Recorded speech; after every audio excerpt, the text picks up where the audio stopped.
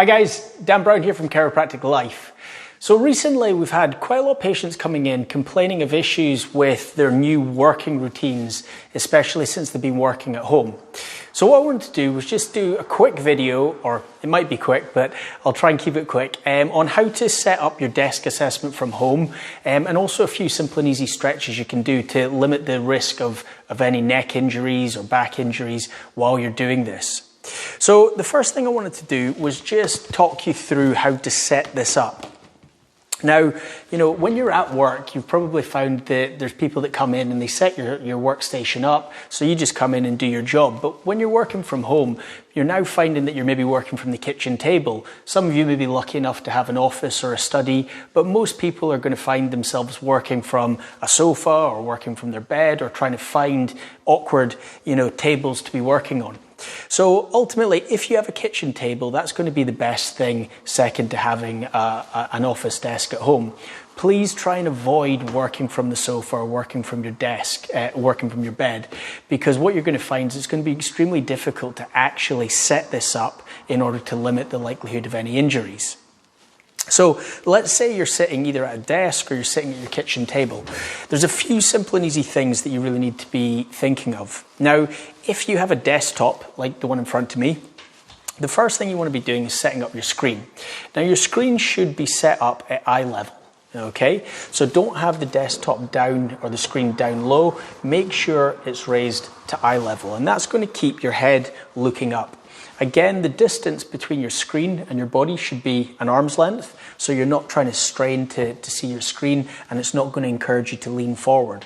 See, the problem when we're working at a desk is that what we tend to do is we tend to slump and our head comes forward. Now, for every inch our head comes in front of the midline, it effectively increases the weight of our head by 3 times, so it triples the weight of our head. So if we're sitting for a period of time with this, or in this position, we're going to find that it's going to cause a lot of stress and strain up the back of the neck and into the base of the skull, which can lead to neck problems and it can lead to headaches. And this is what we really want to minimize. So making sure that your screen is about eye height is the key thing. Now, if you've got a desktop, you've obviously got a keyboard and you've got a mouse. Now, you don't want your keyboard too far away, because if it is, you're going to be leaning on the actual desk with the forearms, and that can cut the circulation off, and that can lead to some pain and some problems in the forearms. So make sure that your keyboard is quite close to you, just so the palms or the wrists of your hands can be leaning on that, so you're working and you can clearly see exactly what you're doing.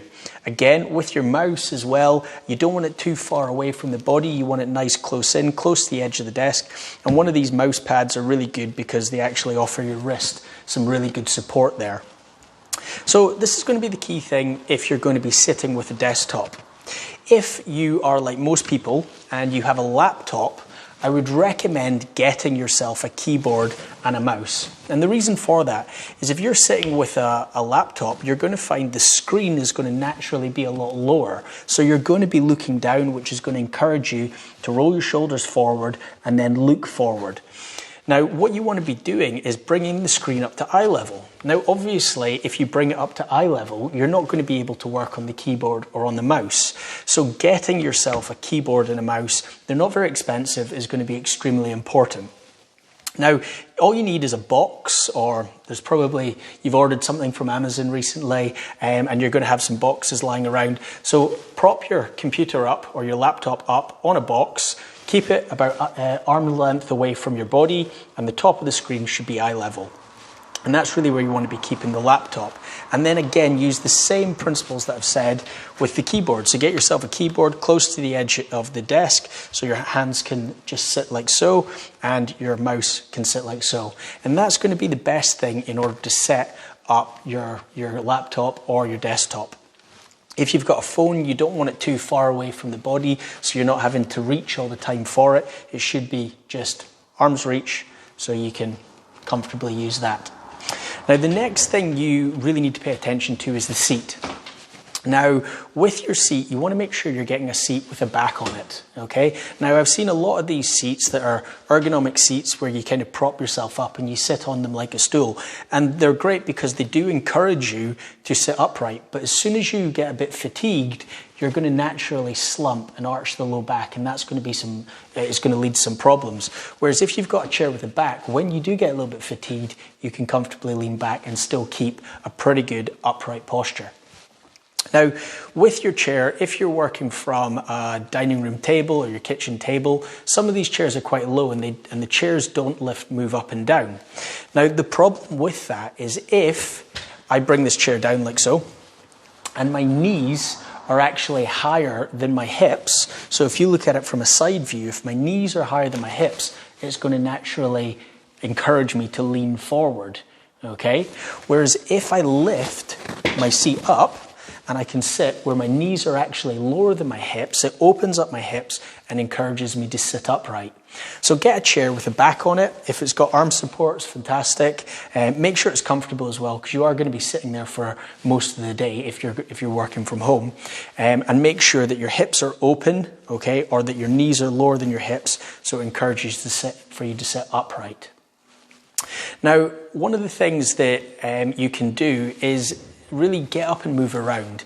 You know, even if you're sitting and we've gone through all this desk assessment, or you've set everything up correctly, if you're sitting there for long periods of time, say 4 hours, 6 hours, 8 hours, your joints are still going to get fatigued. And the reason for this is gravity, or the force of gravity, are still going to be acting down through your body. Now, the only way that you can minimize that is by getting up and moving around. So get up, go for a walk, get yourself a coffee, do some stretches, you know, do some movement that's going to actually minimize the stress going through the joint.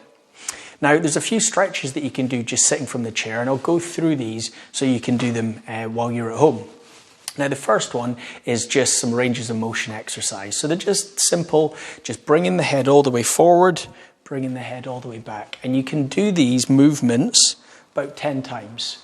You can then go from side to side, nice and controlled and slowly. I don't want you doing fast movements because you're more likely to injure your neck doing that. So just nice and controlled side to side, and then turning the head from side to side as well is going to be a good one. Now, don't do circular movements, because if you do these circular movements, you're more likely to sprain or strain something in your neck. So just keep them linear, forwards, backwards, side to side, and then rotation as well. Now, a lot of the time people will get some stress and some tension in the back of the neck and the base of the skull, and this can lead to headaches. So a great one that you can do here is what we call a chin tuck. And all you want to do is tuck the chin in as though you're trying to create a double chin, okay? And you're going to stretch the muscles up the back of the neck and into the base of the skull. Now, you can hold that for 20 seconds, 30 seconds. If it's uncomfortable, just hold it for 10, relax, and do it again. And just repetitively do these movements, okay? And you will feel a nice stretch down the back of the neck, and sometimes down in between the shoulder blades as well. If you're getting some tension through the top of the shoulders or into the neck, at the side of the neck, you can do some side stretches. Now, what you want to do here is you want to hold on to the side of the chair. And the reason for that is it locks your shoulder in. You see, if I'm going to bring my head over this way and I haven't locked my shoulder in, my whole body is going to come with it. If I hold onto the side of the chair and I bring the head over, my shoulder's locked and I'm going to get a nice stretch down the side of my neck and into the top of the shoulder. So this could be the first one. Hold on to the side of the chair, keep your head straight, and just bring the head over. Don't yank on it or strain it, but just hold a nice comfortable stretch. Again, 20 to 30 seconds, and you can do it on the opposite side as well. The next one you can do is going to get more of a stretch down the back, okay, or the back of the shoulder. So you can turn the head to the side and bring the head over like so. Again, still locking the shoulder in, so you get a stretch right the way down the back. And then the third one you can do is look to the same side as you're holding, as the arm that or the shoulder that you're locking in, and then bring it over. And what you'll find is you'll get a nice stretch down the front of the neck as well. So these are 3 simple stretches to stretch out the shoulder. You've got your chin tucks to stretch out the back of the neck, and you've got your neck ranges of motion. So I hope it was helpful. I tried to keep it as quick as I could. If you have any questions, please email us at info@chiro-life.co.uk.